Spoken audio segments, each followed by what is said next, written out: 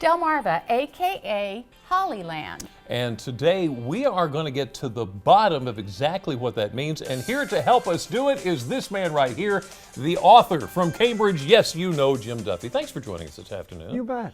So this turns out to be a Christmas time story, the whole Hollyland thing.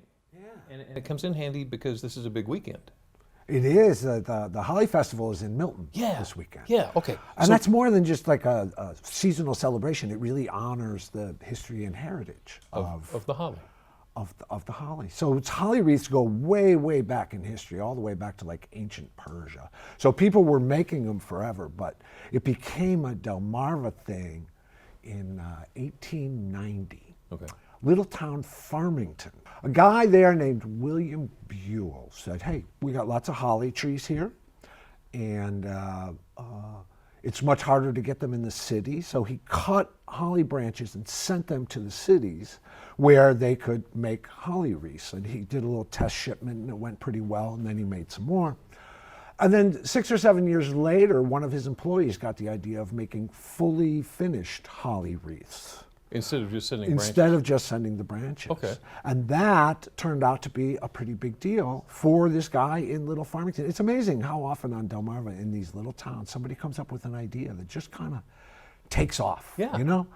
It's very cool. And the story moves to Milton, where they're having the Holly Festival this weekend. The story moves to Milton a few years later.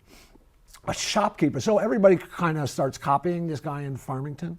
And a shopkeeper there starts letting people bring in finished holly wreaths and then trading them for eggs and milk and other essentials. All right? A guy named Charles Jones marries into that family. Okay. And he decides to make this a very, very big deal. He transforms himself into the Holly Wreath Man. He is a marketing genius. So he gets these holly wreaths. Every package has this beautiful stamp on it that says something along the lines of "made with love from the land of holly."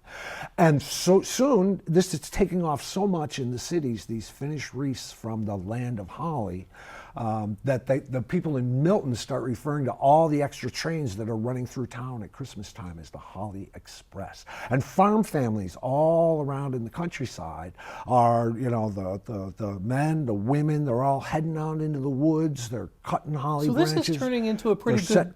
By the 1930s, southern Delaware alone was sending out 2 million holly wreaths a year. So this guy who really set everything off, Charles Jones, he died in the 1940s, but his son stepped right into those holly wreath man's shoes. His name was W.T. Jones, and it just kept growing and growing. He made the largest holly wreath ever made, 12 feet in diameter. Oh my goodness. 1950-ish, I forget the year. Yeah. It hung on Radio City Music Hall. In New York City? In New York City. Wow. Yeah. All from little Milton, Delaware. So whatever became of this huge holly industry? The big thing was it was kind of like our modern day gig economy. Like there were all these different ways to make a dollar in the holly wreath industry. You know, you made the wreaths, or you gathered the twigs, or you shipped them, or you did this, and it was all kind of like paid under the table and informally, you know, like the gig economy is today. And the federal government put in a minimum wage and kind of came down heavy on a lot of people in the holly industry. W.T. Jones himself actually got shut down one year. And he had to spend a whole bunch of money in court. He ended up being vindicated. He wasn't violating the rules, but he gave up on the holly business. He described it as like shutting down Santa Claus on Christmas Eve. There was a place I saw in Cambridge when I was driving through. There's a place on Ray Street Extended. They've got like 3 homemade wreaths out in their front yard with a little sign on a chair that says, "Get your homemade wreaths here." So there's still bits and pieces of it around, and a lot of it is in memory. Sometimes senior centers in our area will do like a holly wreath craft thing to get people to remember their childhood doing it with their mother. A Christmas time story when Delmarva was known far and wide as the land of holly. Merry You are an amazing man, Jim Duffy. Thank you so much. Thank you.